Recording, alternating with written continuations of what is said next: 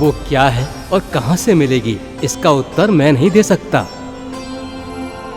हे विघ्नहर्ता, यदि आप हमारे विघ्न नहीं हरेंगे तो और किसमें ये सामर्थ्य है? मैं आप सभी को आशीर्वाद देता हूँ। केवल ये विघ्न ही नहीं, इस मंथन के पूरा होने तक जितने भी विघ्न आएंगे वो सभी आपके प्रयासों से दूर हो जाएंगे। पर इस समस्या के समाधान के लिए आपको प्रभु विष्णु से ही सहायता मांगनी होगी।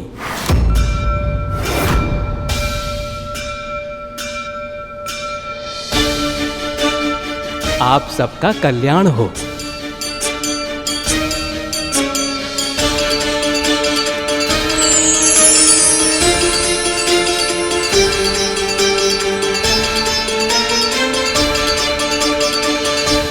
समाधान यदि विष्णु को ही करना था तो समस्या क्यों थी? तुम तो ऐसे कह रहे हो बजरंग जैसे उन्होंने ये जानबूझकर किया है। जितनी शीघ्रता तुम्हें अमृत पाने की है उससे कहीं अधिक आतुरता प्रभु विष्णु को माता लक्ष्मी से मिलने की है। गरुड़ सही कह रहा है बजरंग। इस समय तर्क वितर्क में उलझने के स्थान पर हमें प्रभु विष्णु का ध्यान करना चाहिए। हम असुरों के आराध्य महादेव शिवशंकर हैं और ये सब जानते हैं। सत्य तो ये है असुरराज कि ये पक्षपात आप असुर लोग करते हैं। हमारे लिए तो महादेव भी उतने ही वंदनीय हैं जितने कि प्रभु विष्णु। शिवाय विष्णु रूपाय शिव रूपाय विष्णवे शिवस्त हृदय विष्णु विष्णोश्च हृदय शिव। शिव और विष्णु स्वयं एक दूसरे के लिए वंदनीय हैं। तो फिर विलंब किस बात का? हम सभी मिलकर प्रभु विष्णु का ध्यान करते हैं। शांताकारं भुजगशयनं पद्मनाभं सुरेशं विश्वधारं गगनसदृशं मेघवर्ण शुभांगं लक्ष्मीकान्तं कमलनयनं योगिभिर्दयागमयं वन्दे विष्णु भवभयहरं सर्वलोकैकनाथम्।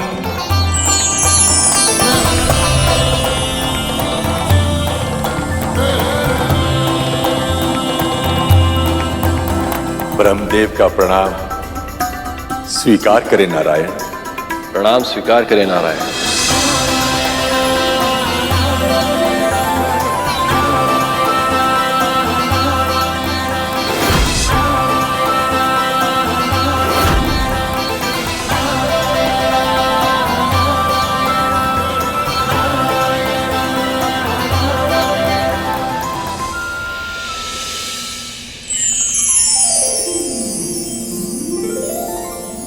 महादेव, ब्रह्मदेव, आप दोनों को मेरा प्रणाम।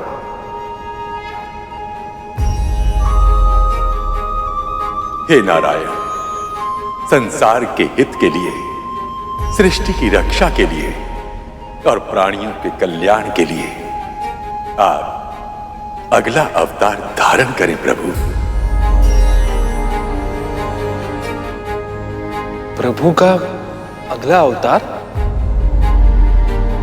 समुद्र मंथन की इस अद्भुत घटना का उद्देश्य केवल समुद्र तल में छुपे अनमोल रत्नों को निकालना नहीं है और ना ही देवी लक्ष्मी का प्रभु से मिलन इसका एकमात्र उद्देश्य है। इसका लक्ष्य तो कहीं अधिक विशाल है, कहीं अधिक महत्वपूर्ण है, क्योंकि वो लक्ष्य है पवित्र आत्माओं की रक्षा करना, दुष्ट आत्माओं का संहार करना, अधर्म का विनाश करना और धर्म को सशक्त कर उसकी फिर से स्थापना करना। और जब जब ऐसी आवश्यकता उत्पन्न होती है प्रभु विष्णु स्वयं अवतार लेते हैं।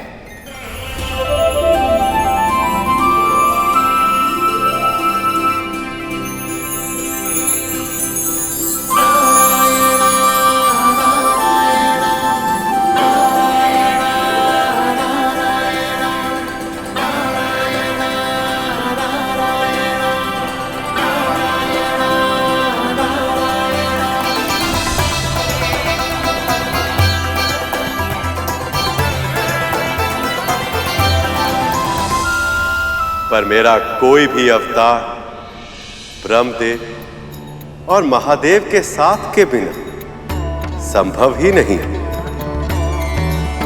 त्रिदेवों के संगम से एक ऐसे अवतार का सृजन संभव हो पाता जो कठिन से कठिन परिस्थितियों को संभालने के योग्य हो।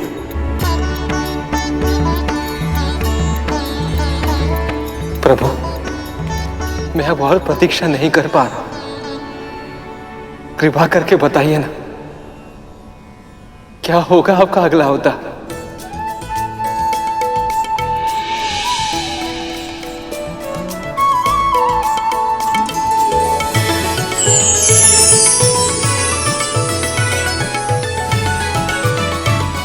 ये है मेरा नया अवतार कच्छप, जो मंदराचल पर्वत का आधार बनेगा।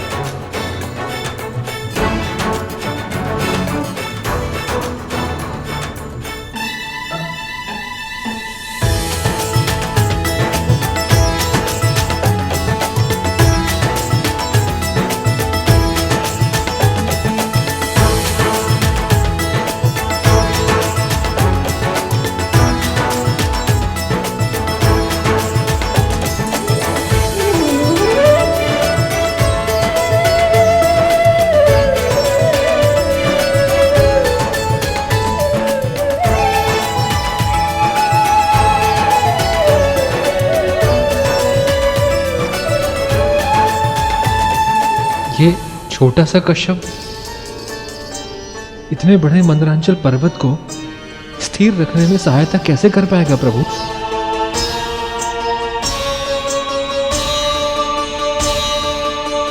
मैं तुझे कितना डांटता हूँ, कितना फटकारता हूँ, किंतु फिर भी तू मेरे समीप ही बैठा रहता है। तू मेरा परम मित्र है। इस संसार में तेरे सिवाय कोई और है क्या जो मनुष्य का साथ दे?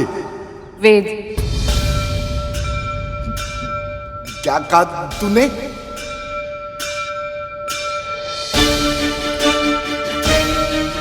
कुछ नहीं बाबा। क्या कुछ नहीं? मुझ से शब्द निकला तो कुछ सोच के ही निकला ना। फिर से बोल जो बोला। बाबा, मैं अधिक तो नहीं जानती, पर मुझे लगता है यदि कोई वेदों को एक बार पढ़ ले तो चारों वेद और उनमें समाया ज्ञान कभी भी हम मनुष्यों का साथ नहीं छोड़ता।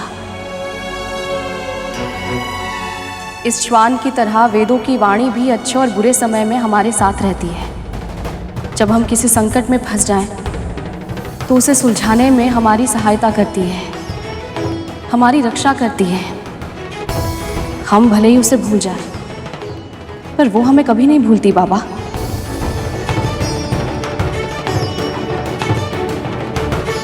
मन का स्वर बनकर सदैव हमारे साथ चलती है।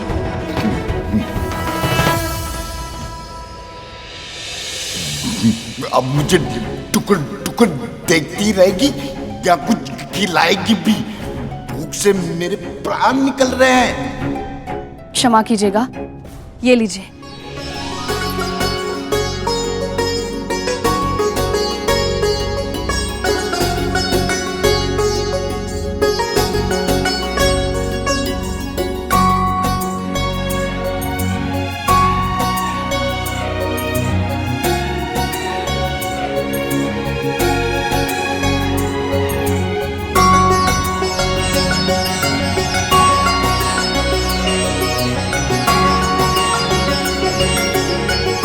बाबा, आपका स्वास्थ्य ठीक है ना? क्यों? मुझे क्या होगा?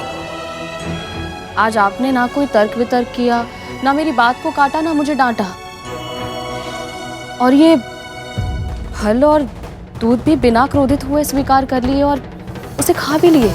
जब ऋतुएं बदलती रहती है, सागर में ज्वार बाटा और प्रकृति में दिन रात नित्य नियम से बदलते रहते हैं, तो मैं एक समान कैसे रह सकता हूं? वैसे भी आज मुझे बड़ा सुखद आभास हो रहा है। मुझे भी बाबा ऐसा लग रहा है केवल ये कुटिया ही नहीं, पूरा वातावरण किसी दिव्य शुभ ऊर्जा से भर गया है। सारे संकट समाप्त होने वाले हैं, हर दुख दूर होने वाला है।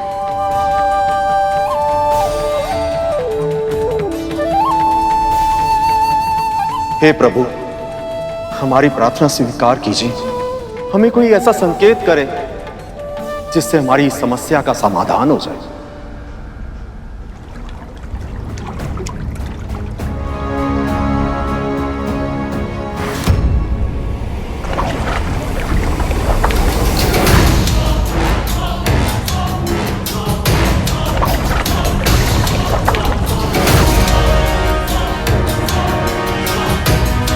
लीजिए देवगुरु, आपके प्रभु ने आपकी पुकार सुन ली, भेज दी सहायता। ये सहायता भेजी है या उपहास किया है?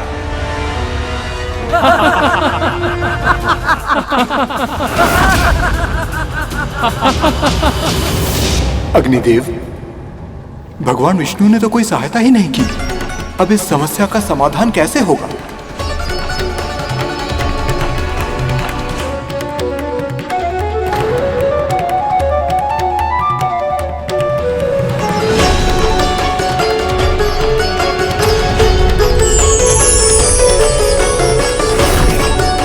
गुरुदेव, हमने सहायता मांगी और प्रभु स्वयं आ गए।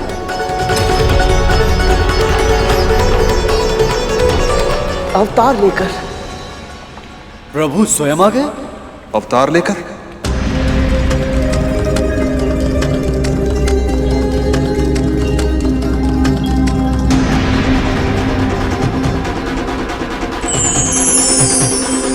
गरुड़ सत्य कह रहा है, ये कोई साधारण कच्छप नहीं है, स्वयं प्रभु नारायण के अवतार हैं।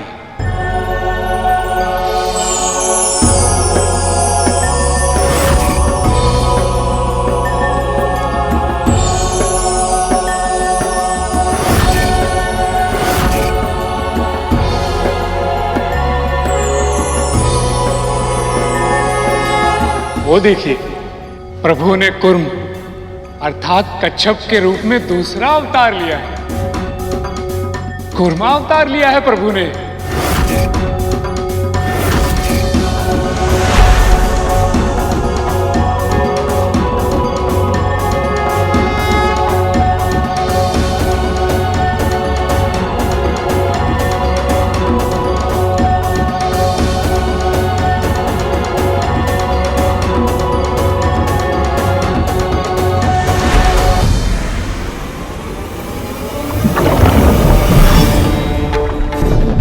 कच्छप कहां चला गया? ये क्या लीला है प्रभु की?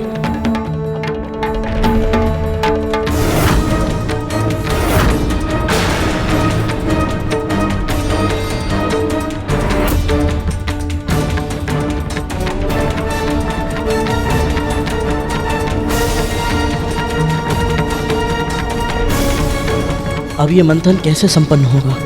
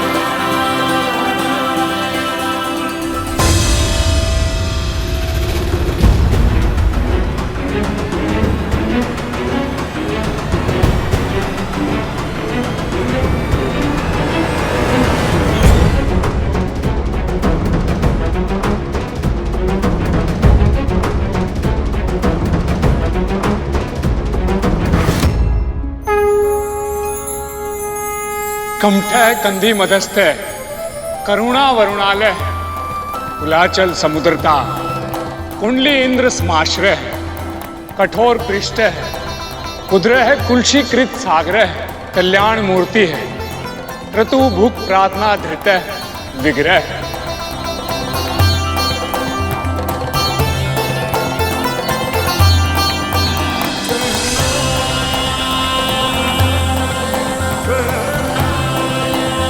हे प्रभु, आपने कुर्मा अवतार में प्रकट होकर मंदराचल पर्वत को तो स्थिर कर दिया, परंतु मां ने बताया था कि आपके प्रत्येक अवतार का आध्यात्मिक अर्थ होता है। हम सभी को और समझाकर कृतज्ञ कीजिए।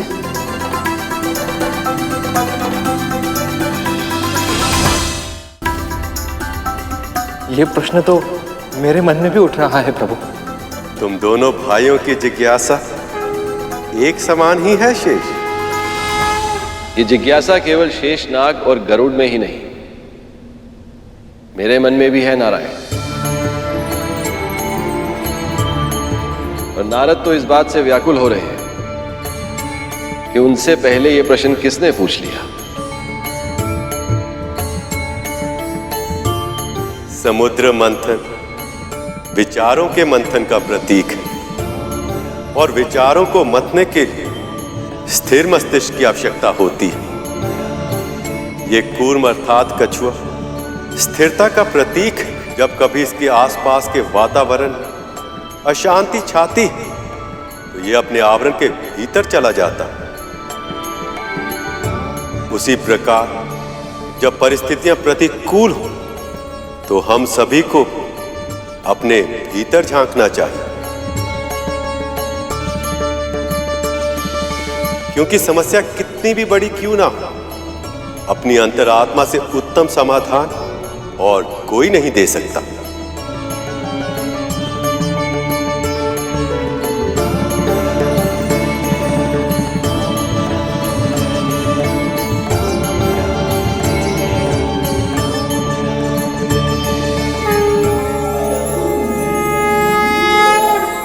आपके दर्शन करके मन सदैव की तरह प्रसन्नता से भर उठता है प्रभु। हे नारायण, अब हमें जाना होगा, आज्ञा दीजिए। ब्रह्मदेव, महादेव, आप दोनों तो जानते ही हैं, आप दोनों की सहायता के बिना क्षीर सागर का मंथन करना संभव ही नहीं है। आप निश्चिंत रहे नारायण। ये मंथन आपकी इच्छा से ही हुआ है प्रभु, और आपकी इच्छा पूर्ण करने में योगदान देना हम सबका सौभाग्य है। आगे जब भी आवश्यकता होगी हम सहायता अवश्य करेंगे। आज्ञा दें। शांताकारं भुजंगशयनं पद्मनाभं सुरेशं विश्वाधारं गगनसदृशं मेघवर्णं प्रभु, शुभांगं। मेरे मन में एक प्रश्न उमड़ रहा है। उस प्रश्न की जिज्ञासा से केवल तुम ही पीड़ित नहीं हो शेष, तुम्हारे भाई गरुड़ के मन में भी वही प्रश्न है। प्रभु विष्णु के कूर्म अवतार के कारण मंदराचल पर्वत तो स्थिर हो गया, परंतु इसे मथने के लिए वो डोरी कहां से आएगी जो इतने विशाल पर्वत को अपनी धुरी पर घुमा सके।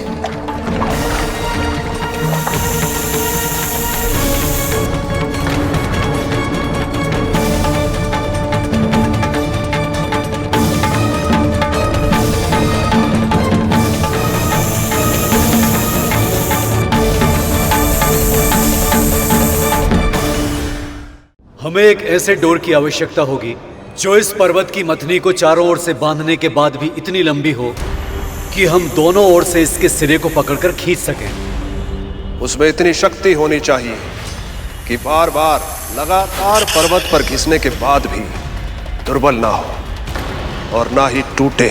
आप दोनों ने बाहरी और शारीरिक गुण के बारे में तो बता दिया, पर जिसकी सबसे अत्यधिक आवश्यकता है उसका हृदय से पूर्ण रूप से शुद्ध होना, अन्यथा वो प्रभु के इस विराट रूप के सामने जा नहीं सकता। परंतु ऐसा कौन हो सकता है मुनिवर? पूरी सृष्टि में केवल एक ही प्राणी है जो इन सब गुणों से युक्त है, जो इस मथनी की डोर बनने के योग्य है।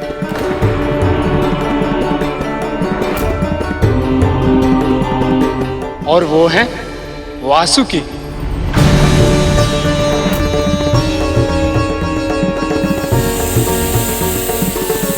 वासुकी मेरा भाई? नारद ने बिल्कुल सही कहा है शेष। इस कार्य के लिए वासुकी से अच्छी डोरी और कोई हो ही नहीं सकती। तुम्हें तो तुम्हारी तपस्या का फल मिल गया, इसलिए आज मैं और तुम एक साथ हैं। पर वासुकी आज भी अपने आराध्य के दर्शन की, उनके सामीप्य की प्रतीक्षा कर रहा है। महादेव ने कहा था शेष, इस मंथन का उद्देश्य समुद्र तल में छुपे रत्न पाना, देवी लक्ष्मी को लौटाना या अमृत पाना ही नहीं, जो भी पूरे मन से इस अनुष्ठान में अपना योगदान देगा, वह चाहे देव हो, मानव हो, दानव हो या कोई और प्रजाति, उसके हृदय की सबसे बड़ी इच्छा अवश्य पूर्ण होगी। तो क्या इस मंथन के माध्यम से महादेव और वासुकी का मिलन संभव है प्रभु? हाँ शेष, ये मिलन अवश्य होगा, पर कब और कैसे ये तो समय ही बताएगा।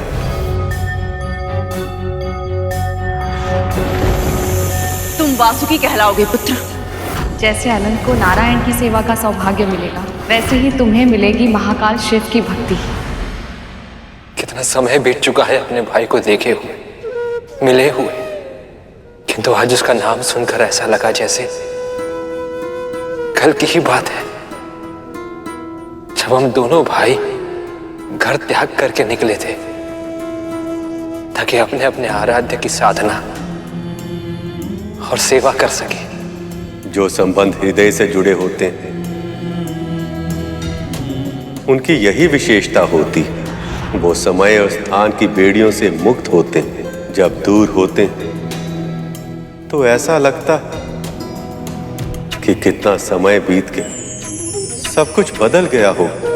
पर जैसे ही निकट आते तो ये आभास होता कि कुछ संबंध कभी नहीं बदलते।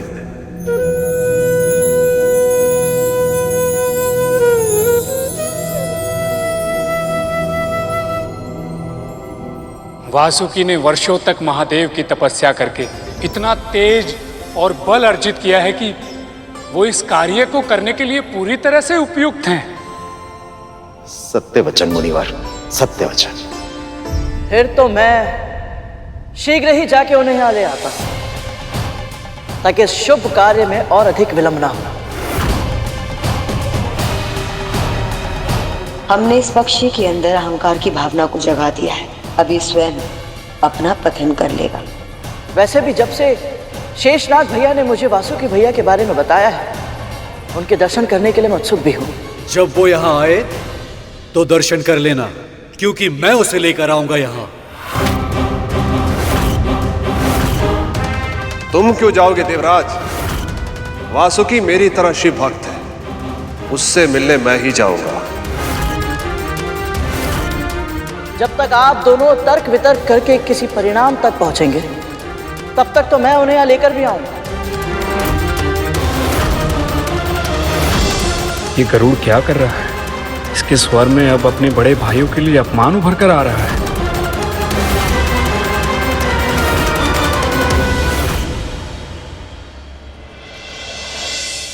प्रभु, गरुड़ ने मदरांचल पर्वत क्या उठा लिया? इसका तो स्वर, भाव भंगिमा, हाव भाव सब कुछ ही बदल गया। किसी समस्या के समाधान को ढूंढने के लिए पहल करना अच्छी बात है, परंतु उसका प्रदर्शन करना अनुचित है। सत्य कह रहे हो शेष, पर गरुड़ को तो इस बात का आभास तक नहीं हो रहा कि अब उसके मुख से आत्मविश्वास नहीं अहंकार बोल रहा है। अब तो बस यही आशा है प्रभु कि कोई शीघ्र इसे इसकी भूल समझा दे। ये कार्य इतना भी आसान नहीं है गरुड़। जो पूरा का पूरा पर्वत उठा सकता है, उसके लिए एक नाग को उठा कर लाना कौन सा कठिन कार्य है मुनिवर? नहीं राम, कहीं ये वासुकी को गिरा ना दे जैसे इसने अन्य नागों को गिरा दिया था। ऐसा फिर कभी नहीं होगा दीदी माँ। मुनिवर, मेरा विश्वास कीजिए, मैं ये कार्य कर सकता हूं, वो भी किसी और से कहीं अधिक शीघ्र।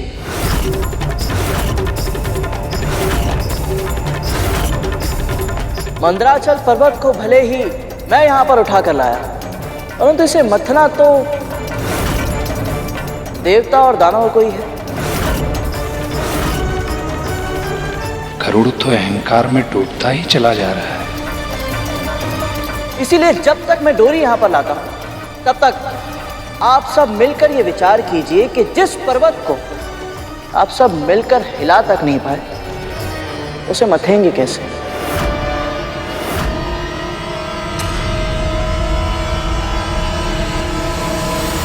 प्रभु, ये गरुड़ अपने भाइयों के साथ कैसा व्यवहार कर रहा है? क्या ये अपने मां के दिए हुए संस्कारों को भूल गया है? गरुड़ संस्कार भूल गया है, ऐसा कहना अतिशयोक्ति होगी शेष। पर हां, शिष्टाचार अवश्य भूल गया है। ऐसा लग रहा है कि अहंकार ने गरुड़ के मन मस्तिष्क को अपने नियंत्रण में कर लिया। वासुकी को आमंत्रित करने से पहले हमें कद्रू की अनुमति लेनी होगी। विमाता कद्रू की अनुमति? पर वो क्यों मां? जहां तक मेरी जानकारी है, वासुकी बहुत पहले ही अपना घर छोड़कर जा चुका था। तो अपनी मां से बहुत दूर जा चुका है वो। पुत्र यदि अपनी माँ से दूर जा चुका है या अपना घर छोड़ चुका है, इसका अर्थ ये तो नहीं कि वो अब अपनी माँ का पुत्र रहा ही नहीं। समुद्र मंथन के इस महायज्ञ में देवता मेरे आशीर्वाद से और असुर दीति के आशीर्वाद से सम्मिलित हुए हैं। यहाँ तक कि गरुड़ भी अपनी माँ का आशीर्वाद लेकर ही यहाँ आया है। तो हम कद्रू को इस सम्मान से वंचित नहीं कर सकते हैं। आप सही कह रही हैं देवी। माता पिता और गुरु की आज्ञा के बिना किया गया कोई भी कार्य कभी सफल नहीं होता। क्या हुआ गरुड़? अब नहीं जाना तुम्हें अपनी कद्रू मां के पास? कहीं तुम्हें इस बात का भय तो नहीं कि वो अपने दास की बात ही नहीं मानेंगी?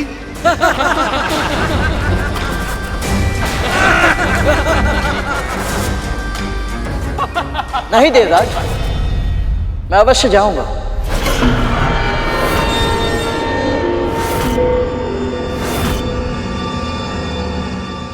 हाँ हाँ, अवश्य जाइए। सत्य तो यह है कि ऐसा कोई कार्य ही नहीं जो अवतार पुरुष गरुड़ न कर पाए।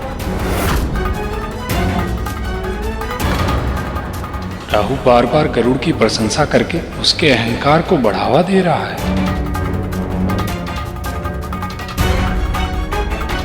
मुनिवर, गुरुदेव, अदिति माँ, दिति माँ, आज्ञा दीजिए।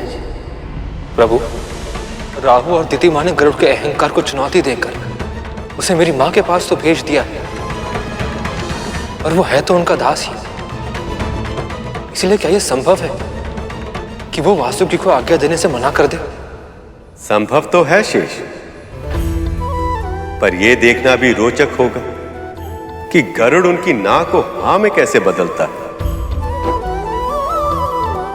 सत्य कहूं शेष,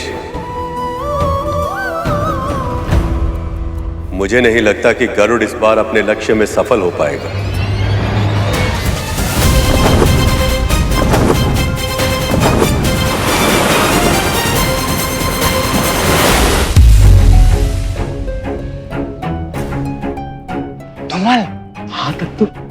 क्या तू भी वही सोच रहा है जो मैं सोच रहा हूँ? हाँ, तब तू जब से ये बाबा यहाँ आया है तब से तो पूरे महल का वातावरण ही बदल गया।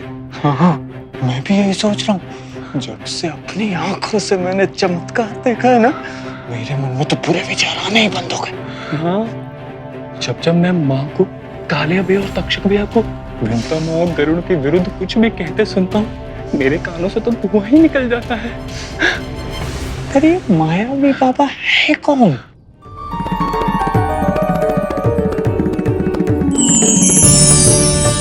दत्तात्रेय भगवान, दत्तात्रेय भगवान।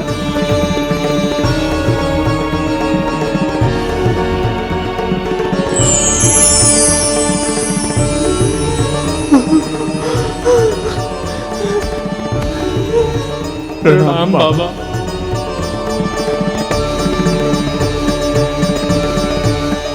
कल्याण।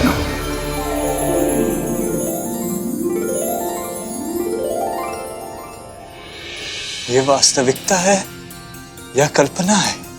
जो तुमने देखा वो तुम्हारी कल्पना हो सकती है,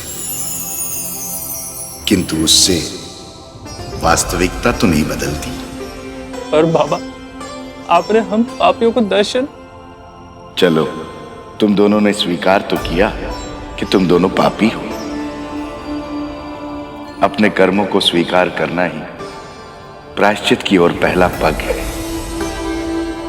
तुम दोनों केवल अपने इस जन्म के कर्म देख रहे हो, किंतु मैं तो तुम दोनों के बीते हुए जन्मों का और आने वाले जन्मों का लेखा जोखा देखकर ही दर्शन दे रहा हूं।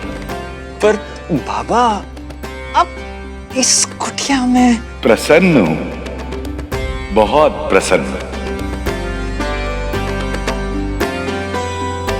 तुम दोनों को मेरे सुख की चिंता करने की कोई आवश्यकता नहीं है, किंतु एक बात का स्मरण रहे, मैं कौन हूं ये सत्य न तो तुम्हारी माता जी को और ना ही विंता को पता चलना चाहिए।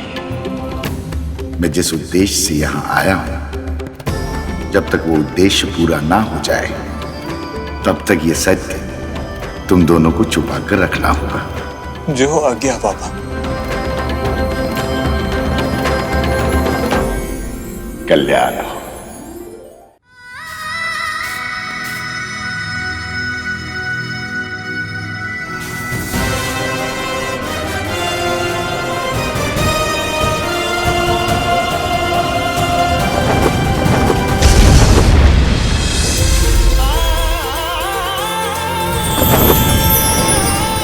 माँ,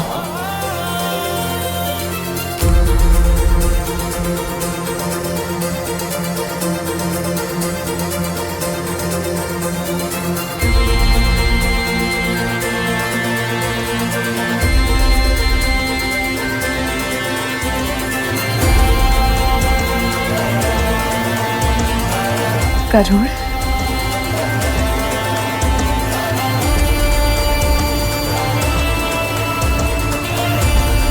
गरुड़, तो इतना बड़ा कब हो गया कि पूरा का पूरा पर्वत ही उठा लिया?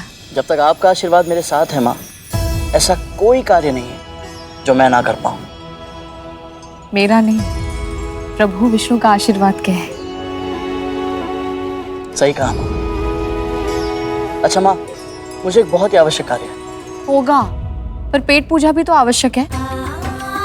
देख तो सही कितना दुर्बल हो गया है तू।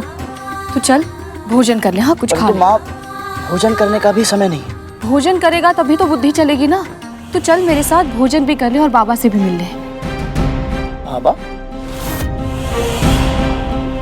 गरुड़, तू जिस दिन गया था ना, उसी दिन वन में मुझे एक वृद्ध बाबा मिले थे। दयनीय स्थिति में थे, तन रोग से त्रस्त था, ना भोजन का आसरा था ना 2 घूंट जल का। इसलिए मैं उन्हें अपने साथ ले आई। फिर तो मुझे इन बाबा से अवश्य ही। दासी! माँ रुकिए, मैं जाता हूँ। वैसे भी महारानी से मुझे बहुत ही आवश्यक कार्य है। बाबा से बाद में मिल लूंगा। तुझे कद्रू दीदी से क्या कार्य है? ये सब बताने का समय नहीं है माँ, और वहाँ मेरी प्रतीक्षा हो रही होगी। और ये कार्य करके मुझे उन सबको सिद्ध करना है कि मैं कुछ भी कर सकता हूँ। चलता हूं।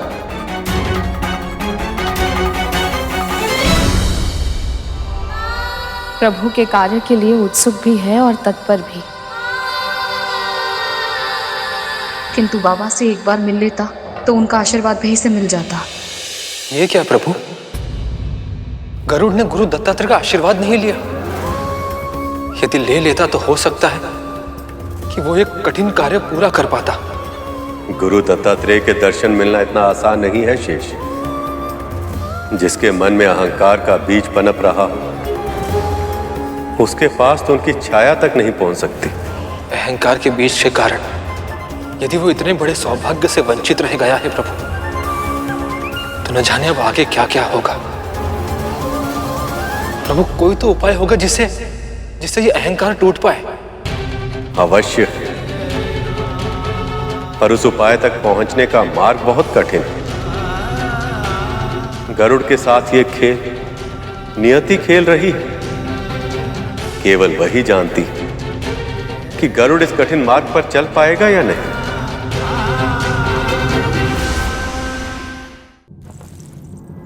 महारानी, प्रभु के कुर्मा अवतार के कारण मथनी तो स्थिर हो गई, परंतु मथनी को घुमाने के लिए एक डोर की आवश्यकता है। और सभी को यही लगता है कि इस कार्य के लिए वासुकी भैया से अधिक उपयुक्त और कोई नहीं है। वही क्यों? ये कार्य तो मैं भी कर सकता हूं। और मैं भी। इन्हें कैसे बताऊं कि ये दोनों इतने शुभ कार्य के लिए योग्य नहीं है। क्षमा चाहता हूं, परंतु मथनी की डोर बनने के लिए जब तब व्रत से अर्जित की गई शक्तियां भी आवश्यक है और मन से शुद्ध होना भी अनिवार्य है। अनुशासन के बंधन के लिए मेरे पुत्र ही क्यों? ये सारे नियम उस समय कहा थे जब स्वयं नारद मुनि ने तुम्हें मद्रांचल पर्वत उठाने की आज्ञा दे दी थी। वो सब तो मैं नहीं जानता महारानी, परंतु इस समय केवल इतना ही जानता हूं कि प्रभु विष्णु और माता लक्ष्मी के मिलन के लिए समुद्र मंथन बहुत ही आवश्यक है।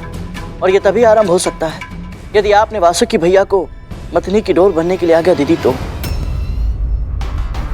यदि इस मंथन का फल केवल प्रभु और देवी लक्ष्मी का मिलन होता तो ये कार्य करने के लिए देवता उत्साहित रहते, किंतु असुर कभी नहीं।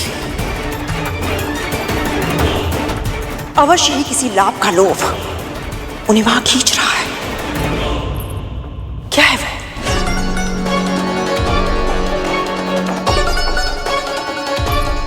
अब तो मां की तरह पुत्र भी सत्य छुपाने लग गया। मां ने कौन सा सत्य छुपाया महारानी? इतना अनभिज्ञ होने का स्वांग मत रच मेरे सामने। यहां आने से पहले तू अपनी मां से नहीं मिला? तूने स्वयं नहीं देखा कि वो किसी मार्ग के बूढ़े भिखारी को उठाकर मेरे महल में ले आई है? और आप अतिथि देवो भव बोलकर उसे कुटिया से निकालने को तैयार नहीं है वो? मार्ग का भिखारी? परंतु मां ने तो। बातों में मत भटका, या तो साफ साफ बता दे कि मंथन का सत्य क्या है, या फिर अमृत भी प्राप्त होगा इस मंथन से।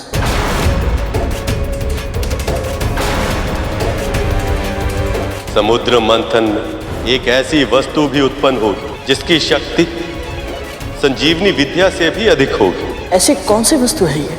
अमृत।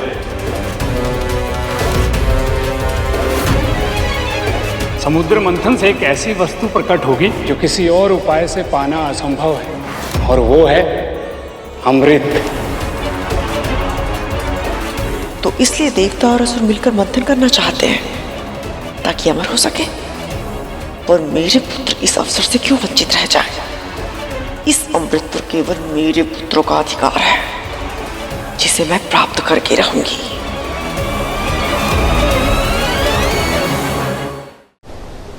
हमने उस गरुड़ को इतने महत्वपूर्ण कार्य के लिए भेजा ही क्यों? विमाता कद्रू हम देवताओं को कभी मना नहीं कर पाती, पर अपने उस दास की बात मानेंगी वो? गरुड़ दास नहीं, दूत बनकर गया है देवराज। क्या आपको सच में विश्वास है मुनिवर? विमाता कद्रू दास और दूत के अंतर का सम्मान कर पाएंगे? अपनी विमाता पर अविश्वास अकारण है पुत्र। कद्रू भी हम सबकी भांति प्रभु विष्णु की भक्त है और उनके कार्य में व्यवधान नहीं उत्पन्न करेंगी वो।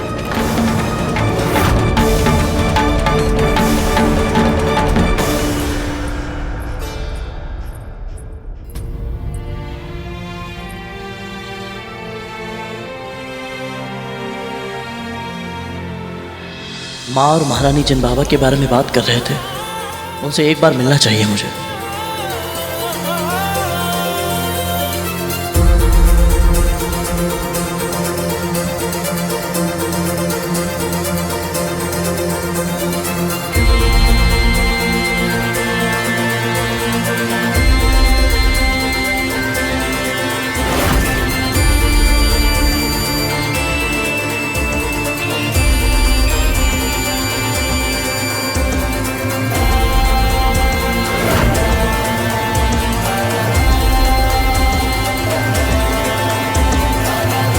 देखा प्रभु, लगता है गरुड़ गुरु दत्तात्रेय का आशीर्वाद पा ही लेगा।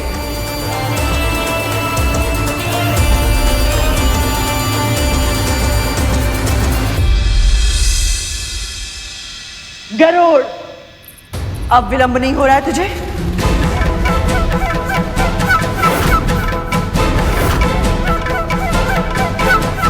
आइए महारानी।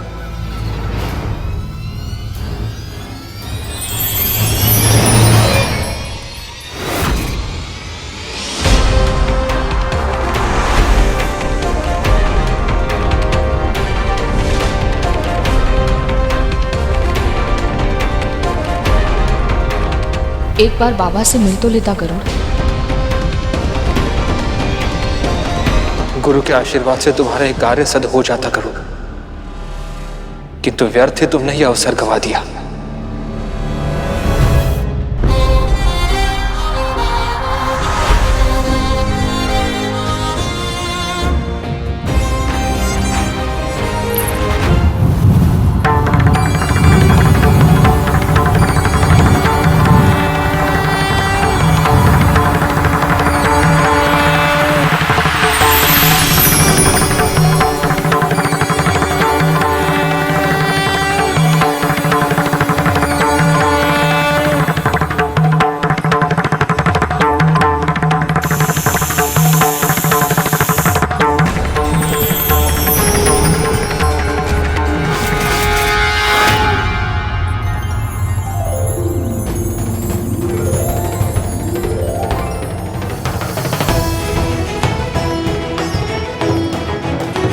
माँ,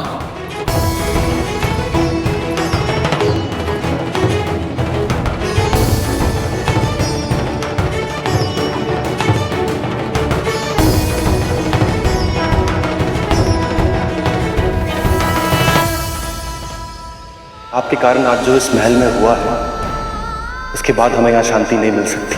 आपके अनुचित आदेश को मानकर अपने अंतर्मन के स्वर को अनसुना करना भी अब हमारे लिए संभव नहीं होगा। माँ, जहां जाना चाहते हो जाओ।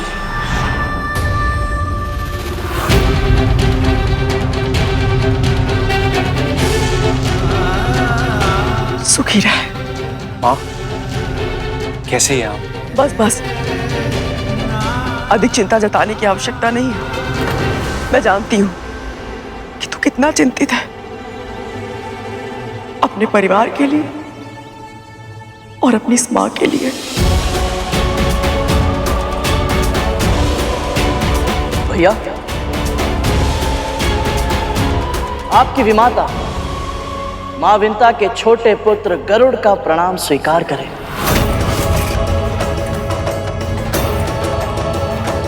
गरुड़,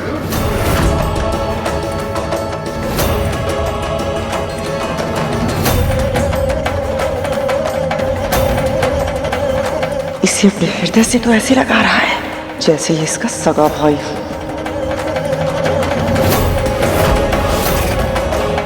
तुम्हें हृदय से लगाकर ऐसा लगा जैसे विंता माँ को गले से लगा लिया।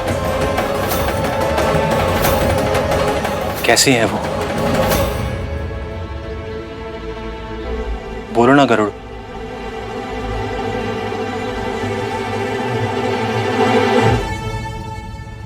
दासत्व का धागा तो माता कदरू ने गरुड़ को भी अपना दास बना लिया।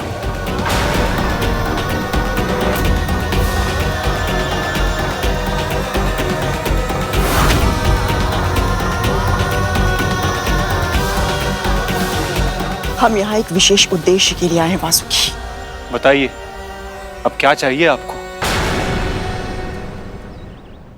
प्रभु विष्णु की इच्छा से क्षीर सागर का मंथन होने जा रहा है भैया, जिसके लिए स्वयं प्रभु कूर्म अवतार लेकर आधार बने, मंदराचल पर्वत से मथनी बनी, और अब समस्त देवों और दानवों की, अदिति माँ की, गुरु बृहस्पति और नारद मुनि की, यहाँ तक कि स्वयं प्रभु विष्णु की भी यही इच्छा है कि आप इस मथनी की डोर बनकर इस कार्य को सफल बनाने में हमारी सहायता करें। वाह, ये तो बहुत ही शुभ समाचार है और बहुत बड़ा सम्मान भी है ये मेरे लिए।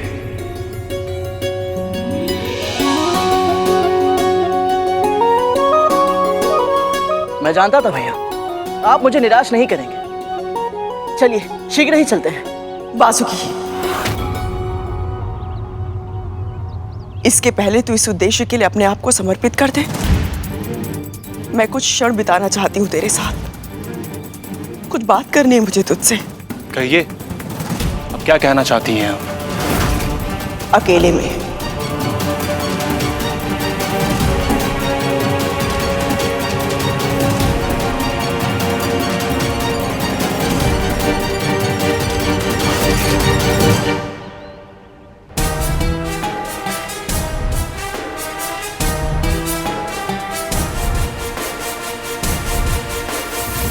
जब मैं वासुकी भैया के साथ पहुंचूंगा तो सभी देव और दानव अच्छी तरह से समझ जाएंगे कि मैं सब कुछ कर सकता हूं। उस गरुड़ के हाथों में दासत्व का बंधन देखकर तूने अपनी मां को दोषी मान लिया। तूने ये जानने का प्रयास भी नहीं किया कि तेरी मां को, तेरे भाइयों को उस गरुड़ की वजह से कितना कुछ सहना पड़ा है। धूमल, तेरे अन्य भाई, उनके प्राण में कैसे मृत्यु के मुख से लेकर आई हूं, ये मैं जानती हूं। क्या हुआ था मेरे भाइयों को मां? अब चिंता करने की आवश्यकता नहीं है। संकट बहुत कठोर था, किंतु मैंने जीवित पुत्रिका का व्रत किया और उनके प्राण बच गए। और अब मैं नहीं जानती कि ये व्रत भविष्य में पर्याप्त होगा भी या नहीं। माँ, ये सब आप क्या कह रही हैं? तू जानता भी है ये मंथन क्यों हो रहा है? गरुड़ ने बताया कि प्रभु विष्णु और माँ लक्ष्मी के मिलन के... ये तो बस उद्देश्य है इस मंथन का, और भी अनेक लाभ है।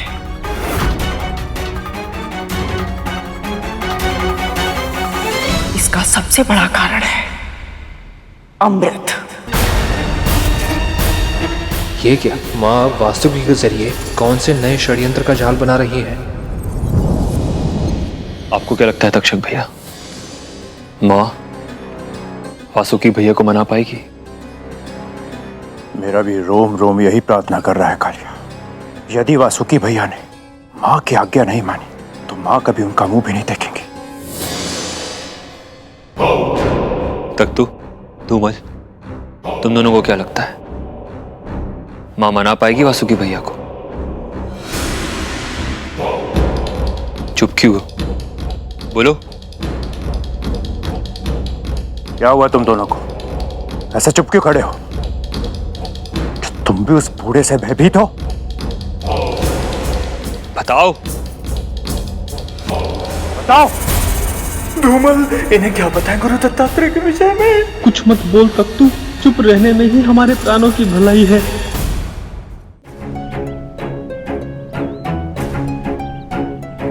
दानवों के पास पहले से ही संजीवनी विद्या है, किंतु अब केवल देवताओं को अमृत प्राप्त ना हो जाए, इसके लिए मंथन में अपना योगदान देना स्वीकार किया उन सबने।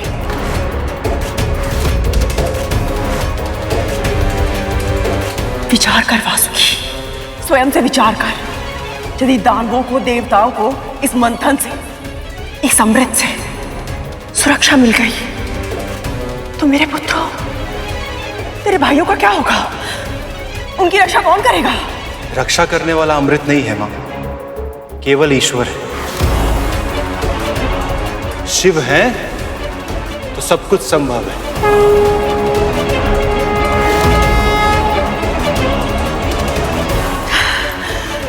तर्क वितर्क के जाल में फंसाकर अपनी माँ की आज्ञा मानने से मना कर रहा है तू? कैसी आज्ञा माँ? तू मानेगा या नहीं? यदि धर्म के विरुद्ध ना हुआ तो अवश्य मानूंगा माँ। माँ का ऋण चुकाते समय शर्त नहीं लगाते वासुकी। आप बताइए तो सही, क्या आज्ञा है माँ?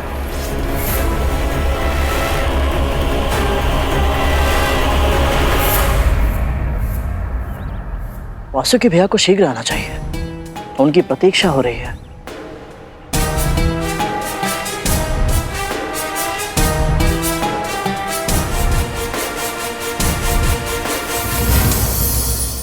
पहले विमाता कद्रू गरुड़ का अहंकार तोड़ेंगी और फिर वो स्वयं पूरा का पूरा टूट जाएगा।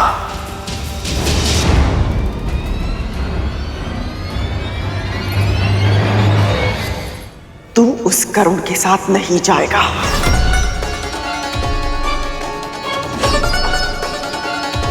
माँ, आप मुझे धर्म का कार्य करने से कैसे मना कर सकती हैं? आपको तो गर्व होना चाहिए कि इतने शुभ लक्ष्य की प्राप्ति के लिए आपके पुत्र को चुना गया है। अवश्य होता वासुकी, यदि तुझे सम्मान के साथ आमंत्रित किया जाता। देवताओं को प्रभु विष्णु ने स्वयं आमंत्रित किया। दानवों को बुलाने के लिए स्वयं नारद मुनि दौड़े दौड़े चले गए, किंतु तुझे आमंत्रित करने के लिए किसे भेजा गया? मेरे अपने ही दास को। इससे क्या अंतर पड़ता है माँ? अंतर पड़ता है वासुकी, अंतर पड़ता है। बचपन से मैंने तुम सबको एक ही शिक्षा दी है। खड्गेन आक्रम में भुंजीता, वीर भोग्या वसुंधरा। शस्त्र के बल पर ही पुरुषार्थ करने वाले विजयी होकर इस पृथ्वी का भोग करते हैं। इसलिए तुम सबको इतना शक्तिशाली बनना होगा कि सबको पराजित करके स्त्रीलोक पर अपना राज स्थापित कर सको।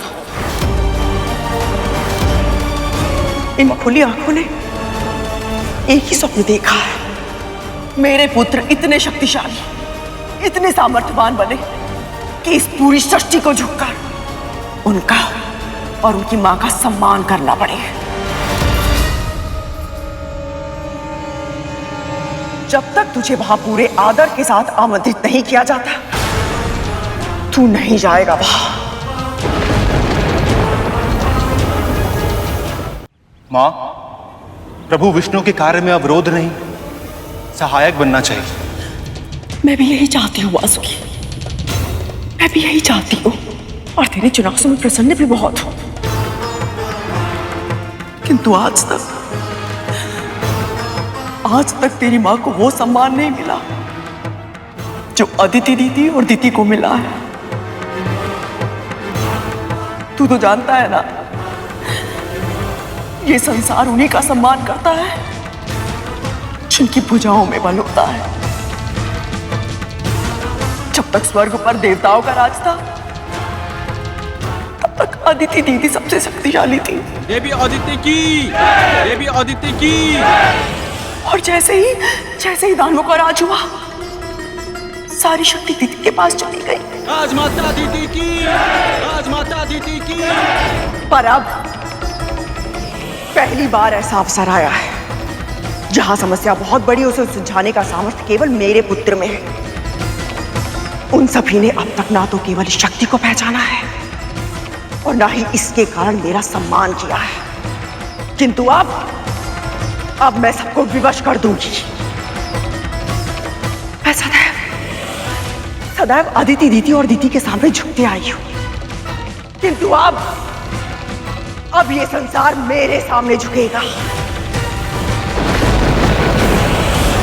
तुझे बुलाने के लिए उस दास को भेजकर उन्होंने मेरे नागपुत्रों का अपमान किया है, किंतु अब उन्हें समझाना होगा कि इस अमृत पर मेरे पुत्रों का भी उतना ही अधिकार है जितना उनके पुत्रों का है। और यदि ऐसा नहीं हुआ तो ना तो मेरा पुत्र इस मथनी की डोर बनेगा, ना ही अमृत बाहर आएगा, और ना ही देवी लक्ष्मी। मुझे आश्चर्य हो रहा है कि माँ अपने स्वार्थ के लिए इस सीमा तक जा सकती है।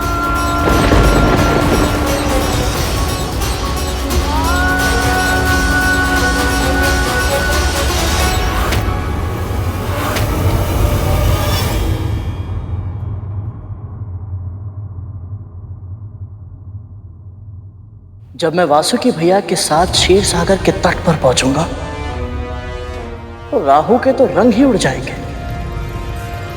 वो पहले से मेरी इतनी प्रशंसा कर रहा था, अब तो मेरी प्रशंसा के गीत गाने लगेगा। और वज्रा धमकी देना बहुत प्रिय है ना उसे। जब वासुकी भैया को साथ देखेगा उसके मुंह से स्वर तक नहीं निकलेगा। विंतानंदन गरुड़ की जय! विंतानंदन गरुड़ की जय!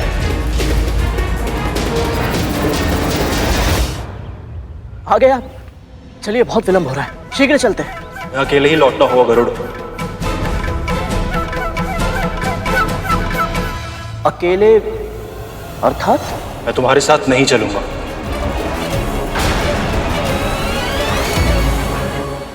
ये कैसे संभव है प्रभु? मैंने कभी सोचा भी नहीं था कि मेरा छोटा भाई वासुकी मां के बहकावे में आ जाएगा। उसने तो गरुड़ के साथ जाने से ही मना कर दिया।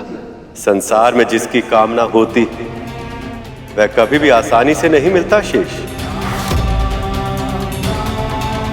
तुम जिसे अवरोध समझ रहे वो समुद्र मंथन की यात्रा में एक ऐसा पड़ाव बनेगा जिसका स्मरण आने वाले सहस्त्र वर्षों तक रखा जाएगा। वासुकी ने अपनी मां की आज्ञा का पालन करके न केवल उनका मान बढ़ाया बल्कि ऐसी घटनाओं की श्रृंखला का आरंभ किया जिसके दूरगामी परिणामों की कल्पना करना इस समय असंभव है। आप मेरे साथ चलने के लिए मना कर रहे हैं?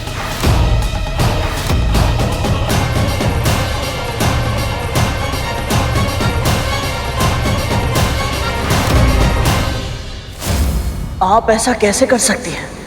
इतनी स्वार्थी कैसे हो सकती हैं आप? तुम्हें जो कहना है मुझसे कहो गरुड़, मेरी मां से नहीं। अब कहने के लिए बचा ही क्या है भैया? आपने तो अपनी मां के कहने पर धर्म का साथ ही छोड़ दिया। धर्म के बारे में उपदेश देने का अधिकार तुझे किसने दिया? अपनी मां की सिखाई हुई बातों को तोते की तरह रटता रहा है तू। इसके अतिरिक्त धर्म के बारे में जानता ही क्या है? मत भूलना, जिसके बारे में तू बात कर रहा है ना, या जिससे प्रश्न कर रहा है, उसने वर्षों तक महादेव की तपस्या की है। क्या लाभ ऐसी तपस्या का जिससे इतना भी ज्ञान नहीं मिल पाया कि किसकी आज्ञा माननी चाहिए और किसके सुझाव को अस्वीकार करके फेंक देना चाहिए?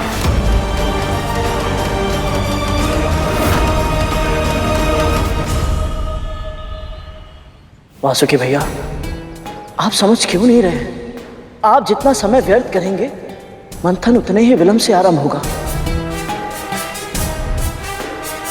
प्रभु विष्णु और माता लक्ष्मी का मिलन बस टलता ही जाएगा, न जाने कब तक। सुन, यदि तू चाहता है कि इस मंथन में और विलंब ना हो तो शीघ्र जा देवताओं और दानवों को मेरा संदेश पहुंचा। यदि उन्हें यह कार्य मेरे पुत्र से करवाना है तो उन्हें स्वयं आकर हम दोनों से विनती करनी होगी, अन्यथा मैं अपने पुत्र को किसी साधारण दास के साथ जाने की अनुमति कभी नहीं दूंगी। किसी साधारण दास के साथ जाने की अनुमति कभी नहीं दूंगी। किसी साधारण दास के साथ जाने की अनुमति कभी नहीं दूंगी।